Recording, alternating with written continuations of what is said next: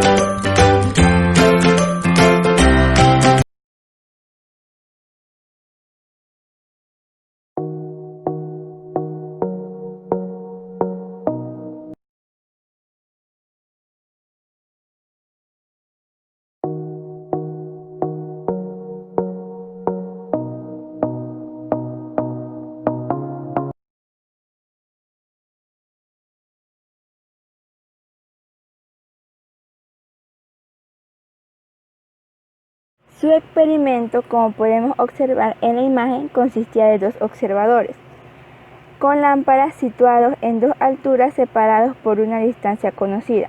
El primer observador descubría su lámpara para que la luz viajase hacia el segundo observador. Igualmente, cuando éste veía la luz, descubría su lámpara para que viajara hacia el primero.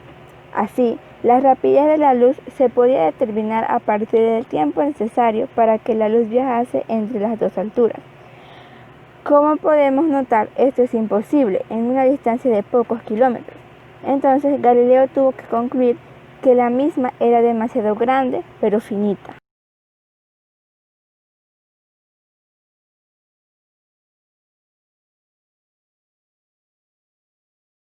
La imagen que observamos a la derecha es el experimento que realizó Romer. Él observó que los eclipses de 4 de los principales satélites de Júpiter tenían lugar progresivamente más tarde a medida que la Tierra se alejaba de aquel astro. La causa del retraso al iniciarse cada eclipse se debe al aumento de distancia entre la Tierra y Júpiter. Cuando la distancia adicional que debía recorrer la luz reflejada por el satélite era igual al diámetro promedio de la órbita de la Tierra alrededor del Sol, Romer encontró que el máximo retraso era de aproximadamente 22 minutos. Actualmente se sabe que a la luz le toma 16 minutos y no 22 minutos para cruzar la órbita de la Tierra. Sin embargo, la contribución principal de Olaus Romer fue haber demostrado que la luz tenía rapidez finita.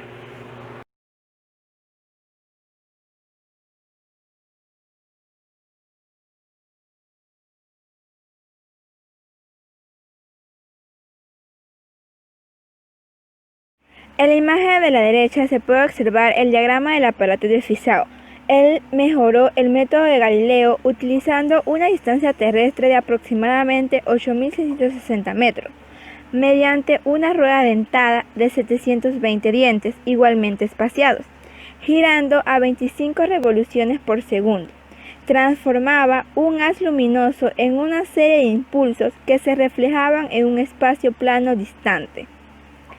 La luz proveniente de la fuente se reflejaba en el espacio semiplateado que está en la parte izquierda de la imagen.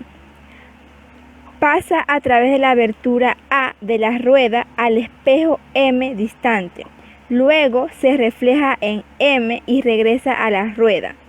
En ese intervalo, la rueda debe haber rotado de manera tal que la abertura B debe estar en una posición donde un instante antes estaba A, para que así la luz pueda llegar al observador, pasando a través del espejo semiplateado.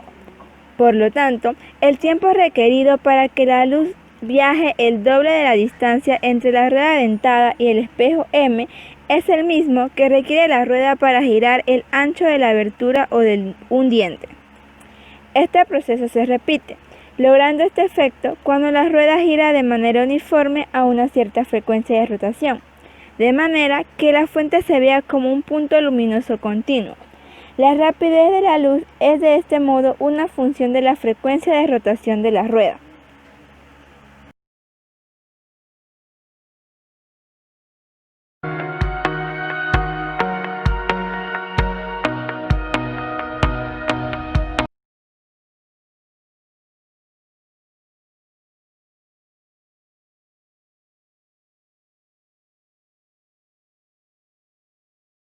Michelson y Morley basaron su experimento en lo que observaron que ocurría con 2 botes que recorrían la misma distancia en relación con la ribera de un río, pero en condiciones diferentes. Considerando la figura que se encuentra en la parte superior derecha, el bote A irá más lento en ambas direcciones, pues debe dirigirse hacia arriba para que no sea arrastrado por la corriente, y el bote B irá más rápido al bajar el río y más lento cuando vaya contra el movimiento. De acuerdo con lo anterior, Michelson y Morley afirmaron que si existía el éter, tendría que pasar algo muy semejante, es decir, que cuando la luz viajara en la misma dirección que el éter, su velocidad sería mayor que cuando viaja en contra. Para comprobar su hipótesis, estos científicos trataron de medir la luz usando el interferómetro de Michelson. El interferómetro que construyeron era de gran tamaño. Lo hicieron flotar en una piscina de mercurio y trataron de observar cambios en la velocidad de la luz en su trayectoria. Con respecto a un observador, decían que conforme fueran cambiando la dirección del interferómetro, una diferencia relativa en la velocidad sería indicada por cambios en lo brillante de las franjas al final del haz, como se puede observar en la imagen inferior derecha. El resultado fue que no percibieron el viento del éter ni la velocidad con respecto al éter. Así, el resultado de este y otros experimentos llevaron a conclusiones contradictorias e insostenibles. Hoy se tiene certeza que la velocidad de la luz en el vacío es constante independientemente de la velocidad de la fuente que la emita y representa un calor límite.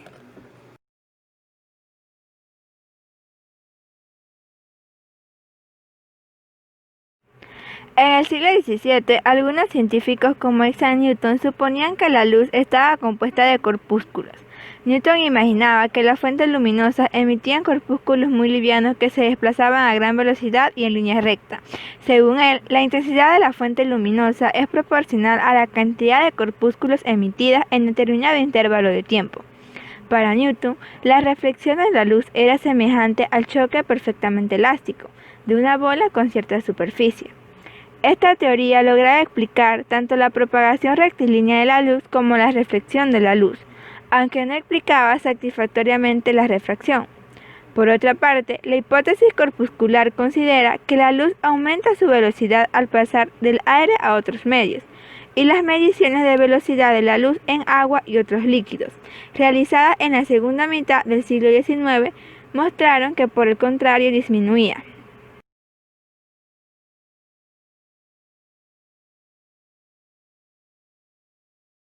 Se llama sombra a la oscuridad que resulta de intersectar los rayos de luz con un cuerpo opaco. En realidad, la sombra es una consecuencia directa de la propagación rectilínea de la luz. Por ejemplo, supongamos que exista una fuente luminosa puntual e interponemos un cuerpo opaco como la pelota, en el caso de la imagen de la derecha, entre la fuente de luz y una pantalla.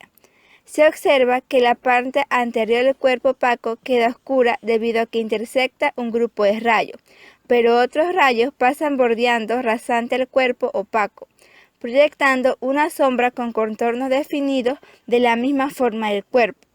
Todos los puntos fuera de este cono quedan iluminados puesto que no tienen ningún cuerpo que los intersecte.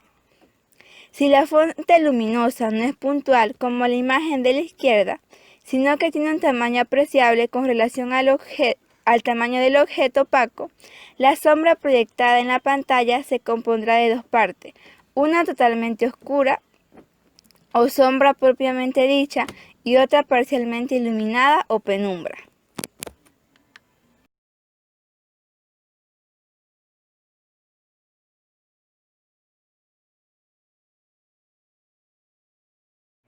El color no puede existir sin luz. La propia luz está constituida por colores. Lo que llamamos colores son de hecho ondas luminosas con diferentes energías, generalmente expresadas en términos de su frecuencia o longitud de luz. El que percibamos o no estos colores depende del sistema visual del cerebro. Newton fue el primero en realizar un estudio sistemático del color y demostró que la luz del sol está compuesta por una mezcla de todos los colores del arco iris. Usando un prisma descompuso la luz en sus colores, llamando esta gama de colores espectro. La luz solar es un ejemplo de lo que llamamos luz blanca. Los objetos blancos se ven blancos y los de color se ven de su respectivo color.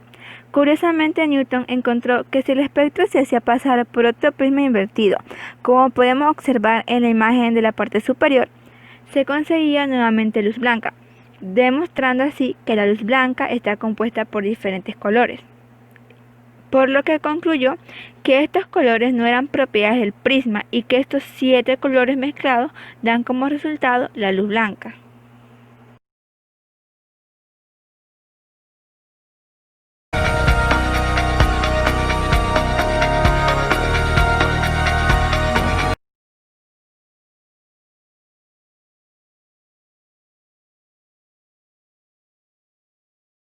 Con esta nueva teoría se podía explicar tanto la reflexión como la refracción y permitía predecir que la rapidez de la luz en el agua debía ser menor que en el aire. La teoría ondulatoria explica la difracción, capacidad de las ondas de deflectarse o cambiar de dirección alrededor de obstáculos colocados en su trayectoria. Sin embargo, en dicha época no se logró demostrar este fenómeno ondulatorio de la luz.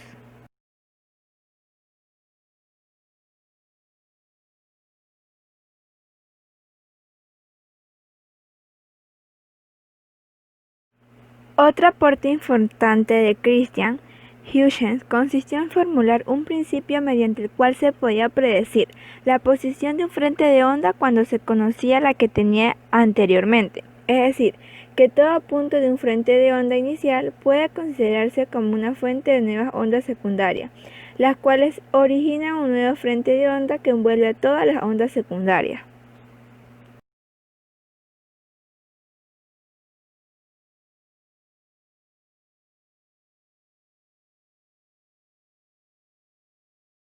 Como en el siglo XIX se seguía pensando que cualquier onda necesitaba un medio para propagarse, para solucionar este problema se supuso que el vacío estaba lleno de un medio llamado éter, que no tiene nada que ver con los compuestos químicos llamados éteres, en el que se propagaba la luz.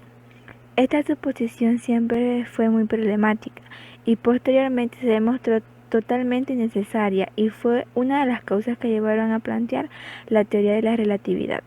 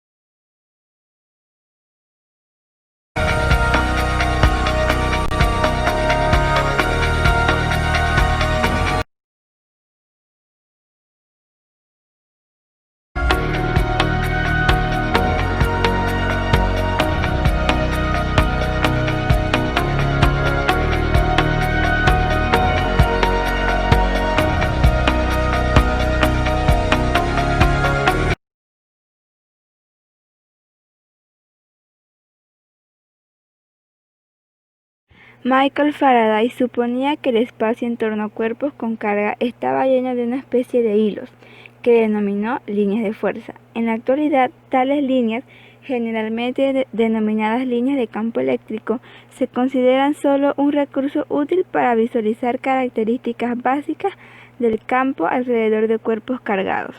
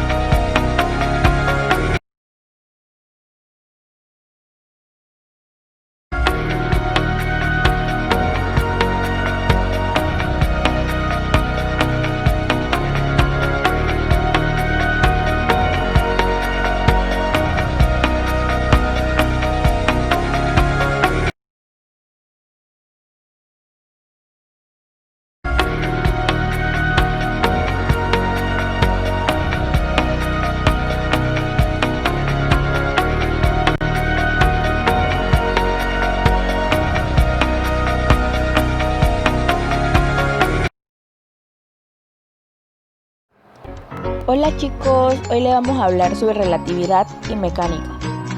La mecánica clásica no puede ser válida cuando las velocidades se aproximan a la de la luz. Solo puede existir una transformación de un SC a otro. La mecánica antigua es válida para velocidades pequeñas y constituye un caso límite de una nueva mecánica. Es interesante considerar un ejemplo en que la teoría de relatividad introduce una modificación de la mecánica clásica. Esto puede ser, tal vez, conducimos a ciertas conclusiones que permitan ser puestas a prueba por la experiencia.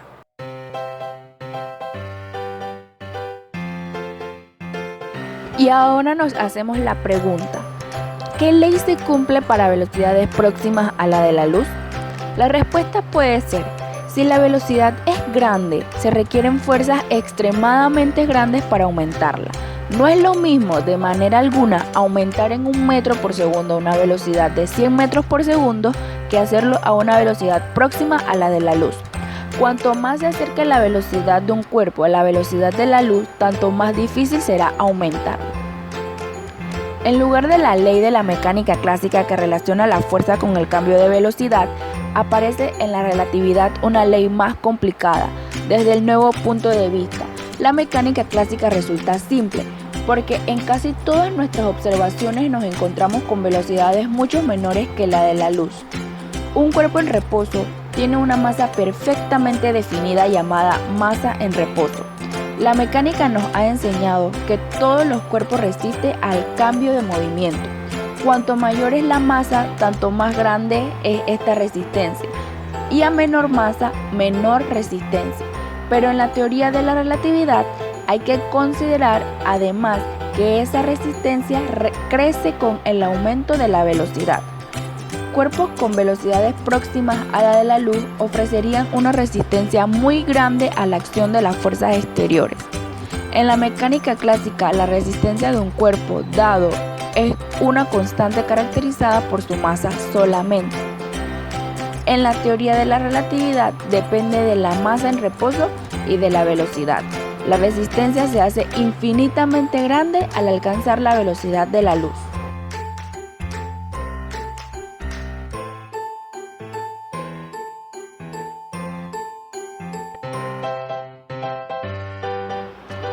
Pasamos a qué es un sistema inercial. Un sistema inercial es un SC en el cual son válidas las leyes de la mecánica. Un cuerpo sobre el cual no obran fuerzas exteriores se mueve en tal SC uniformemente. Esta propiedad permite distinguir un SC de cualquier otro. Pero también, ¿qué entiende cuando dice que sobre el cuerpo no obran fuerzas exteriores? Significa simplemente que el cuerpo se mueve uniformemente en un sistema inercial. Pero podríamos preguntar de nuevo, ¿qué es un sistema inercial? Pero como hay pocas esperanzas de obtener una constatación distinta a la anterior, tratemos de conseguir alguna información más concreta, cambiando nuestra pregunta a ¿es un sistema inercial un SC rígidamente unido a la Tierra? No, porque las leyes de la mecánica no son rigurosamente válidas en la Tierra debido a su rotación. Un SC rígidamente unido al Sol puede ser considerado en muchos casos como inercial, pero cuando se habla del Sol en rotación, se entiende que un SC fijo al mismo no puede considerarse estrictamente inercial. Entonces, ¿qué es concretamente su sistema inercial y de qué manera podemos encontrar uno? Es meramente una ficción útil y no veo cómo realizarlo, salvo que pudiera alejarme suficientemente de todo cuerpo material y librarme de todas las influencias exteriores. Mi SC sería entonces inercial. ¿Pero qué entendemos nosotros por un SC libre de toda influencia exterior? ¿Qué es un SC inercial? Retomamos otra vez a nuestra cuestión inicial. Nuestra interview revela una gran dificultad de la física clásica. Tenemos leyes, pero no conocemos el sistema de referencia en el que son válidas. Toda la física parece edificada sobre la arena. Se puede llegar a la misma dificultad por otro camino. Imaginemos que exista un solo cuerpo en todo el universo, el que constituye nuestro SC. Este cuerpo empieza a rotar. De acuerdo a la mecánica clásica, las leyes físicas para un cuerpo en rotación son diferentes de las leyes respecto a un cuerpo sin rotación. Si el principio de inercia es válido en un caso, no lo es en el otro, pero todo esto resulta sospechoso. ¿Tiene acaso sentido hablar del movimiento de un cuerpo que suponemos único en todo el universo? Nos hacemos esa pregunta. Y nos dicen, no, porque se considera en movimiento a un cuerpo cuando cambia la posición respecto a otro, pero por esto resulta contrario al sentido común. Para hablar del movimiento de un cuerpo aislado, la mecánica clásica y el sentido común se nos presentan aquí en violento desacuerdo. Por eso, el gran físico Newton nos da el remedio para resolver este entredicho, que puede ser el siguiente.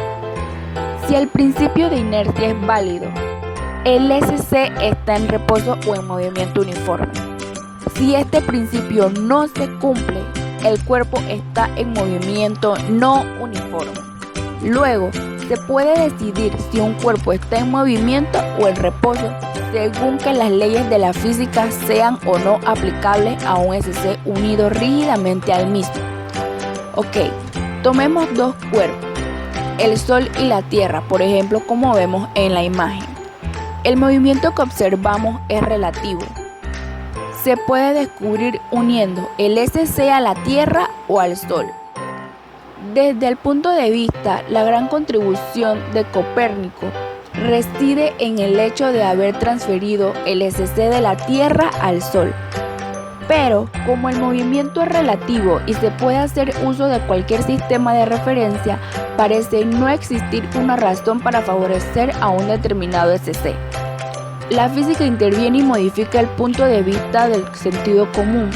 El SC unido al Sol se asemeja más a un sistema inercial que un SC vinculado a la Tierra.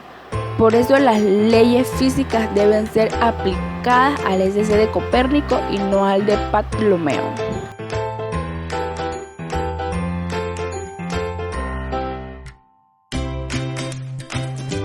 El problema de formular las leyes físicas válidas para todo SC fue resuelto por la llamada teoría general de la relatividad o relatividad generalizada, llamándose también teoría de la relatividad restringida, a la que se aplica solamente a sistemas inerciales. Las dos no pueden naturalmente contradecirse, pues se debe involucrar las leyes de la relatividad restringida en la relatividad generalizada. Pero así como las leyes de la física fueron antes formuladas únicamente para los sistemas inerciales, ahora constituirá un caso límite especial de todos los SC que se mueven arbitrariamente. Este es el panorama de la teoría general de la relatividad, pues al esbozar el camino por el cual se realizó debemos ser aún más vagos de lo que fuimos hasta aquí. Las nuevas dificultades que aparecen en el desarrollo de la ciencia hacen que la teoría sea cada vez más abstracta.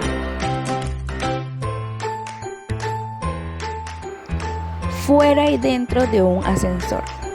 En la imagen podemos apreciar un ascensor desde lo más alto. El principio de inercia narra, en realidad, la verdadera iniciación de la física. Fue adquirido, como sabemos, imaginando una experiencia ideal de un cuerpo en perenne movimiento, sin roce ni bajo la acción de ninguna otra fuerza exterior. Este ejemplo, aunque pueda parecer demasiado fantástico, nos ayudará sin embargo a comprender la teoría de la relatividad. Imaginemos que este ascensor está en la punta de un rascacielos de mucho mayor altura que el más alto de los rascacielos reales. Supongamos que el cable que lo sostiene se rompe y el ascensor empieza entonces a caer libremente. Dentro del mismo hay observadores que realizan diversas experiencias durante la caída. Al descubrirla, no debemos preocuparnos de la existencia del aire o fricción, pues al descartar su existencia en las condiciones ideales, uno de los observadores saca un reloj y un pañuelo de su bolsillo y lo suelta. ¿Qué le sucede a estos dos materiales?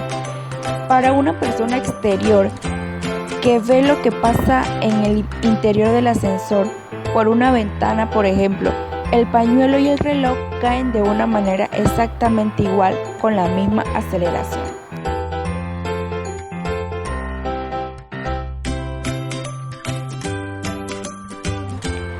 Recordemos que la aceleración de la caída es completamente independiente de la masa del cuerpo que cae y que fue este hecho el que reveló la igualdad entre la masa inercial y la gravitacional.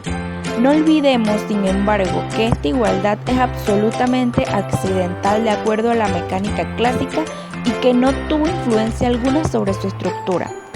Al contrario, es igualdad reflejada en la aceleración idéntica en la caída de todos los cuerpos, es esencial y constituye la base de toda nuestra argumentación. Ahora volvamos al pañuelo y al reloj, que están cayendo de igual modo que el ascensor con sus paredes, techos y piso.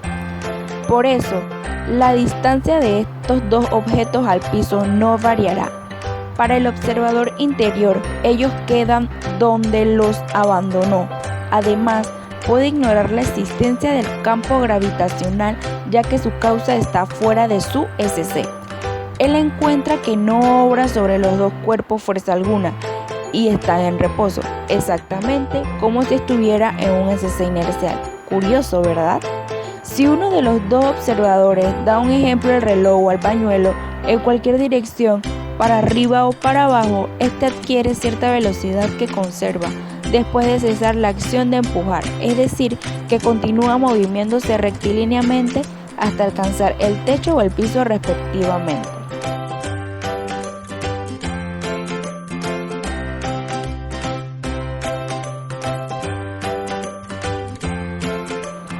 Brevemente, las leyes de la mecánica clásica se cumplen para el observador interior, pues todos los cuerpos se comportan de acuerdo al principio de la inercia.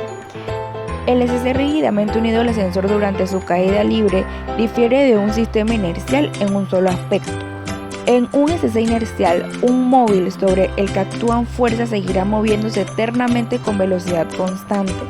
Un SC inercial de la física clásica no está limitado ni en el tiempo ni en el espacio. El caso del observador dentro del ascensor es, sin embargo, diferente.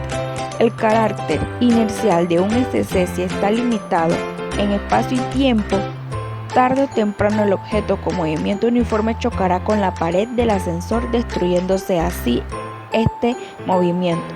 Tarde o temprano, todo el ascensor chocará con la tierra, destruyendo a los observadores mismos y a sus instrumentos. Es decir, este SC es solamente una edición de bolsillo de un SC inercial verdadero. Este carácter local de este SC es completamente esencial.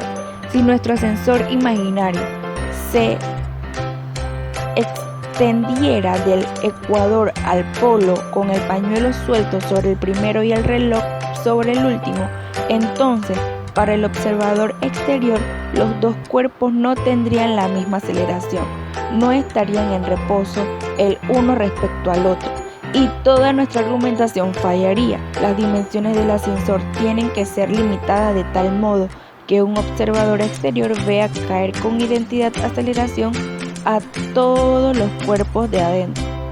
Veamos también cómo describen ambos observadores lo que cae este ascensor.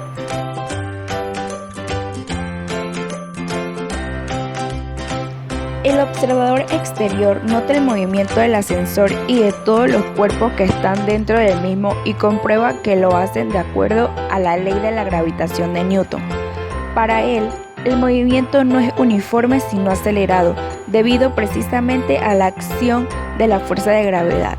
Pero una generación de físicos nacidos y criados en el interior del ascensor razonaría de una manera totalmente distinta.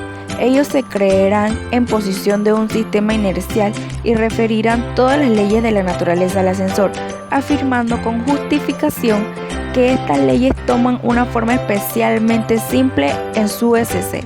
Resultaría natural que supieran su ascensor en reposo y su SC inercial. Es en efecto imposible liquidar las diferencias entre un observador interior y no exterior. Cada uno de estos podría proclamar su derecho de referir los sucesos a su SC. Ambas descripciones de estos resultan igualmente consistentes. por lo que el observador exterior dice: mi SC es inercial. El ascensor se mueve con una aceleración constante porque está obrando sobre él una fuerza constante. Los viajeros del ascensor están en movimiento absoluto, pues para ellos no son valederas las leyes de la mecánica. En efecto, un observador interior solo encontrará cuerpos sobre los que actúan fuerza y que está en reposo.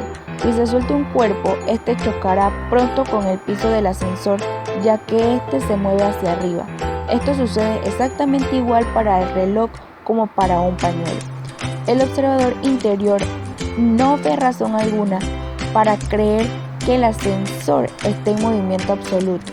Está de acuerdo que un SC rígidamente unido al ascensor no es realmente un SC inercial, pero no piensa que eso signifique que esté en movimiento absoluto.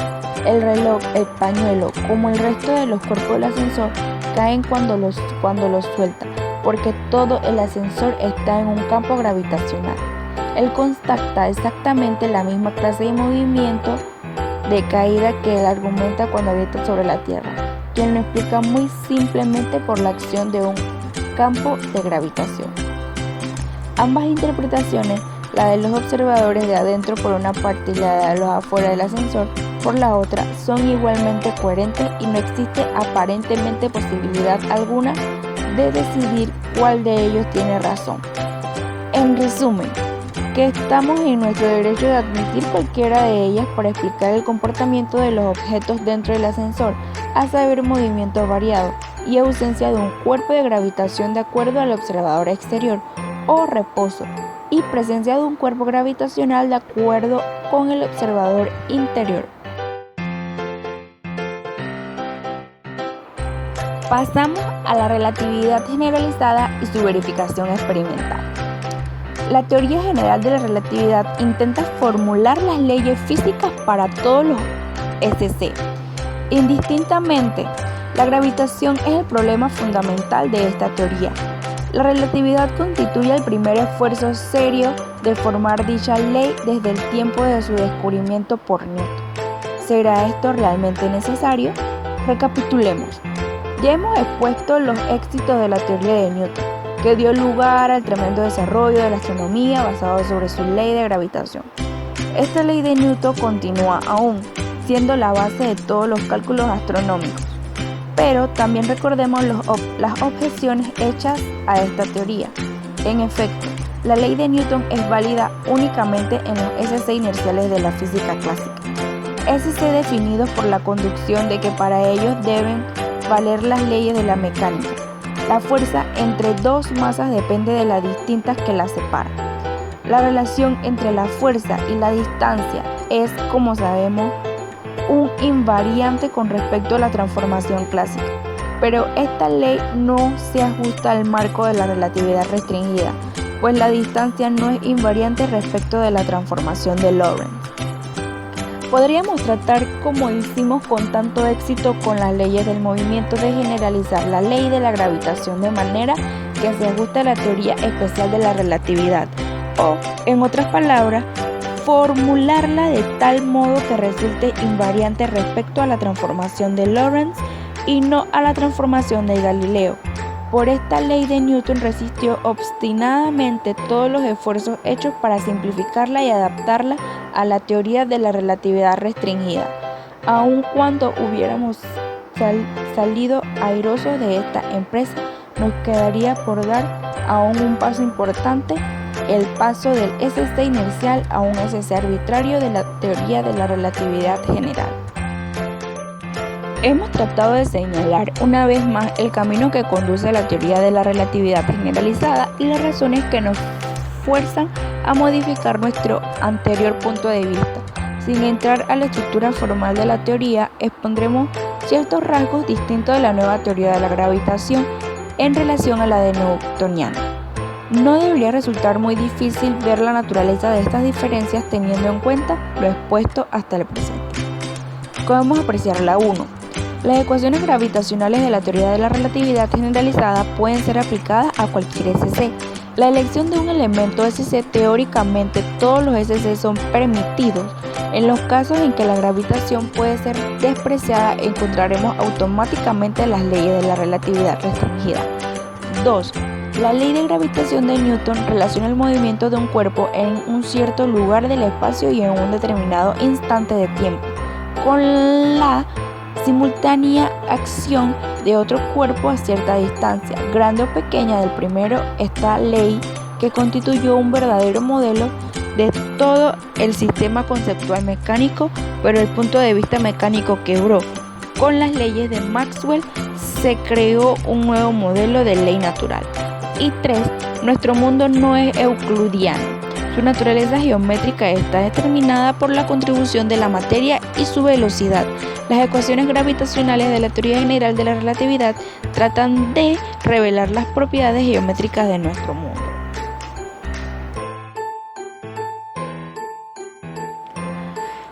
Tomemos nuestro sistema solar. Los planetas, la Tierra, entre ellos, se mueven sobre las trayectorias elípticas alrededor del Sol. La atracción entre este y Mercurio es mayor que la que existe entre el mismo y cualquier otro planeta, pues Mercurio es el planeta más cercano al astro central. Si existe alguna esperanza de encontrar una desviación de la ley de Newton, es en este planeta, donde hay mayor probabilidad de hallarla. De acuerdo a la gravitación universal clásica, la trayectoria de Mercurio debe ser igual de naturaleza que la de los demás planetas, con excepción de que ha de ser más próxima al Sol. La teoría de la relatividad predice, en cambio, que su trayectoria debe ser algo diferente, a saber, además del giro elíptico de Mercurio alrededor del Sol. La elipse, que constituye su trayectoria newtoniana, debería rotar lentamente respecto al SC unido rígidamente al Sol. Esta rotación de la elipse constituye el efecto nuevo predicho por la relatividad, que da también su magnitud. La elipse de Mercurio efectuaría, según los cálculos relativistas, una revolución o rotación completa en 3 millones de años. Se ve que el efecto muy débil y pocas esperanzas habría de descubrirlos en planetas más alejados al Sol que Mercurio. La desviación de Mercurio sobre la elipse era en realidad conocida con anterioridad a la formulación de la teoría de la relatividad, pero no tenía explicación alguna. Por otra parte, la teoría general de la relatividad fue desarrollada sin tener en cuenta este problema en particular. Hasta después de formulada esta teoría, no se dedujo de sus ecuaciones de gravitación la rotación de la elipse newtoniana alrededor del Sol. En el caso de Mercurio, la teoría explicó con éxito las discrepancias entre el movimiento real y el movimiento predicho por la ley de Newton. Hay una conclusión más deducida de la teoría general de la relatividad, que fue puesta a prueba por la experiencia. Ahora hablaremos de campo y materia. Ya hemos visto cómo y por qué quebró el punto de vista mecánico. Fue imposible explicar todos los fenómenos en base a la acción de sencillas fuerzas de atracción y repulsión entre partículas inalterables. Nuestros primeros intentos de ir más allá de la concepción mecánica, introduciendo el concepto de campo, tuvieron su mayor éxito en el dominio de los fenómenos electromagnéticos. Fueron así formuladas las leyes estructurales del campo electromagnético. Leyes, volvemos a recordar, que relacionan sucesos muy próximos entre sí en el espacio y tiempo. Estas leyes entran en el marco de la teoría de la relatividad restringida, pues son invariantes respecto de la transformación del orden. Más tarde, la teoría general de la relatividad formuló las leyes de la gravitación, que también son estructurales y que describen el campo gravitacional entre dos partículas materiales. Se pudo también generalizar las leyes de Maxwell, de manera que valgan en cualquier SC, como sucede con la ley relativista de gravitación. Tenemos dos realidades, materia y campo. No hay duda de que en la actualidad no se puede concebir toda física edificada sobre el concepto de materia como lo creían los físicos de principios del siglo pasado por el momento tenemos que aceptar ambos conceptos. Pero podemos pensar que la materia y el campo son dos realidades completamente diferentes.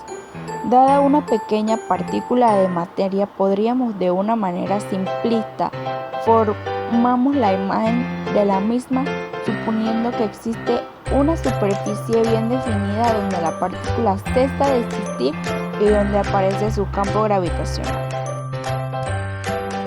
¿Y cuáles son los criterios que distinguen la materia del campo? Antes de haber estudiado la teoría de la relatividad, pudiéramos haber intentado la respuesta siguiente: que la materia tiene masa y el cuerpo no, o de otra manera, el cuerpo representa energía y la materia representa masa. De la teoría de la relatividad sabemos que la materia representa enormes depósitos de energía y que la energía representa materia. No se puede por este camino distinguir cualitativamente entre masa y campo, pues la diferencia entre masa y energía tampoco es cualitativa. La materia es con mucho el mayor depósito de energía, pero el campo que envuelve la partícula representa también energía, aunque una cantidad incomparablemente menor. De la teoría de la relatividad sabemos que la materia representa enormes depósitos de energía y que la energía representa materia. Pero si este es el caso, entonces la diferencia entre materia y campo es solo cualitativa. No tenemos razón, entonces, para considerar la materia y el campo como dos cualidades esencialmente diferentes entre sí. No se puede imaginar una superficie nítida que separe el campo de la materia.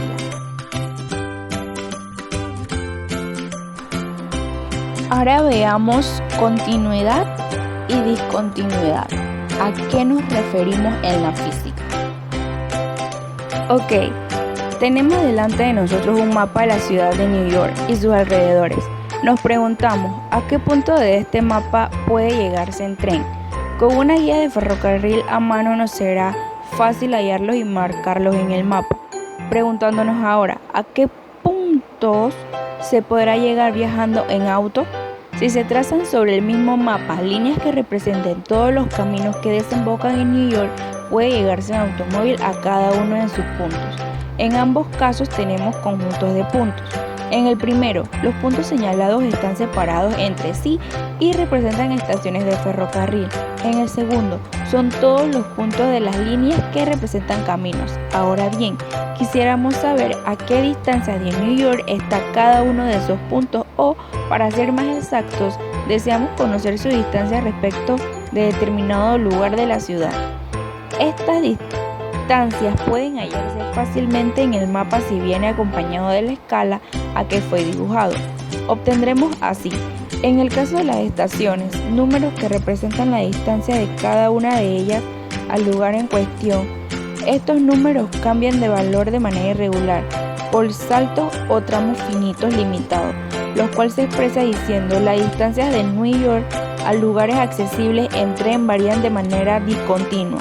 Los lugares a que es posible llegar en automóvil cambian por tramos tan pequeños como se quiera, es decir, varían de manera continua. El aumento o disminución del camino recorrido se puede hacer tan pequeño como se quiera, yendo en automóvil o no viajando en tren. La producción de una mina de carbón puede variar de modo continuo, es decir, es posible aumentar o disminuir por cantidades arbitrariamente pequeñas la cantidad de carbón producido.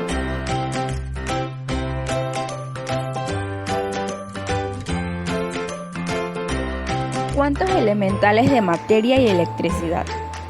De acuerdo a la teoría cinética de la materia, todos los elementos están compuestos de un gran número de moléculas. Tomemos el caso más sencillo, el elemento más liviano que es el hidrógeno, y su valor es el que podemos apreciar. Esto significa que la masa es discontinua. La masa de una porción de hidrógeno puede, según esto, cambiar únicamente por un número entero de cierta cantidad mínima que corresponde a la masa de una molécula de gas. Los cuantos elementales de electricidad negativa se llaman electrones. En otras palabras, toda carga eléctrica negativa se compone de un gran número de cargas elementales iguales, cada una a un electrón. La carga negativa puede, como la masa, variar solo de una manera discontinua. La carga elemental de electricidad es, sin embargo, tan pequeña que en muchas investigaciones resulta igualmente posible y a veces hasta más conveniente considerarla como una magnitud continua. Luego, las teorías atómicas y electrónicas introducen en la ciencia magnitudes físicas discontinuas que pueden variar únicamente por salto. Aquí, como podemos apreciar, tenemos dos placas metálicas paralelas situadas en el vacío. Una de las placas tiene una carga positiva, la otra negativa. Una carga positiva de prueba colocada entre las dos placas será repelida por la positiva y será atraída por la placa cargada negativamente. Luego, las líneas de fuerza del campo eléctrico entre las placas se dirigirán de la que posee carga positiva hacia la que posee carga negativa. La fuerza que actuaría sobre una carga de prueba negativa tendría sentido opuesto. Si las placas son suficientemente largas, las líneas de fuerza entre ellas tendrán en todas partes la misma densidad. En este caso resulta indiferente la situación de la carga de prueba. La fuerza y por lo otro la densidad de las líneas de fuerza será la misma. Electrones introducidos entre las placas se comportarán como las gotas de una lluvia en el campo de gravitación de la Tierra, moviéndose paralelamente entre sí de la placa negativa hacia la placa positiva. Ahora hablaremos un poco sobre los cuantos de luz. Ya hemos dicho que un metal, un alambre incandescente, emite electrones. Aquí introduciremos un modo distinto de extraer electrones de los metales. Supongamos que sobre la superficie de un metal incida luz homogénea de color violeta, es decir, luz de una longitud de onda definida. Se observa que la luz extrae electrones del metal que se alejan de su superficie con una velocidad determinada. Desde el punto de vista del principio de la conservación de la energía, se puede decir la energía de la luz incidente es parcialmente transformada en energía cinética de los electrones expeliados. La técnica experimental moderna nos permite registrar la presencia de esos proyectiles, electrones, determinar su velocidad y por ende su energía. Esta extracción de electrones de un metal por la luz que incide sobre el mismo se llama efecto fotoeléctrico. Estamos en presencia de un efecto producido por la acción de una onda luminosa homogénea de cierta intensidad, como en toda investigación experimental. Debemos cambiar las condiciones y ver qué influencia producen sobre el efecto observado. Empecemos variando la intensidad de la luz violeta homogénea con la que iluminamos nuestro metal y averigüemos cómo depende la energía de los electrones arrancados de la intensidad de la luz.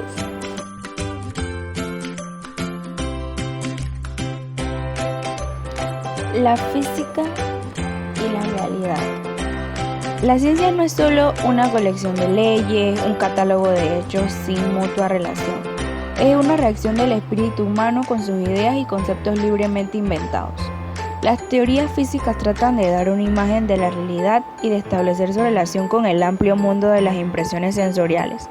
Luego, la única justificación de nuestras estructuras mentales está en el grado, en la norma en que las teorías logren dicha relación. Hemos visto cómo se crearon nuevas realidades durante el progreso de la física, pero el proceso de creación puede ser descubierto con mucha anterioridad al punto inicial de la física. Uno de los conceptos más primitivos es el del objeto. La física empezó en realidad con la invención de los conceptos de masa y de fuerza y de sistema inercial. Todos estos conceptos son invenciones libres. Ellos condujeron a la formulación de la concepción o punto de vista mecánico. Para el físico, en principios del siglo XIX, la realidad de nuestro mundo exterior consistía en partículas entre las que obrarían simples fuerzas dependientes únicamente de la distancia que las separa. Él trató de retener, tanto como le fue posible, su creencia de que sería factible explicar todos los sucesos naturales en esos conceptos fundamentales de la realidad. Posteriores progresos han destruido los viejos conceptos y creado nuevos. El tiempo absoluto y el sistema inercial de coordenadas han sido abandonados por la teoría de la relatividad. El continuo unidimensional del tiempo y el continuo tridimensional del espacio dejaron de ser el fondo o escenario de todos los sucesos naturales, siendo sustituidos por el continuo tetradimensional del espacio-tiempo. otro invento libre con nuevas propiedades de transformación. El sistema inercial de coordenadas dejó de ser indispensable. Todo sistema de coordenadas es igualmente adecuado para la descripción de los sucesos de la naturaleza. La enorme y variada multitud de hechos del dominio de los fenómenos atómicos nos fuerza, como antes, a la invención de nuevos conceptos físicos. La materia tiene una estructura granular, está compuesta de partículas elementales, de cuantos elementales de materia. También posee estructura granular, y esto es de la máxima importancia desde el punto de vista de la teoría de los cuantos, la carga eléctrica y la energía. La teoría de los cuantos creó también nuevas y esenciales características de la relatividad. La discontinuidad reemplazó a la continuidad. En lugar de leyes que valgan para los casos individuales, aparecieron leyes de probabilidad. La realidad creada por la física moderna está ciertamente muy distante de la realidad primitiva. Pero el objeto de toda teoría física sigue siendo el mismo. Y así es la física en la realidad.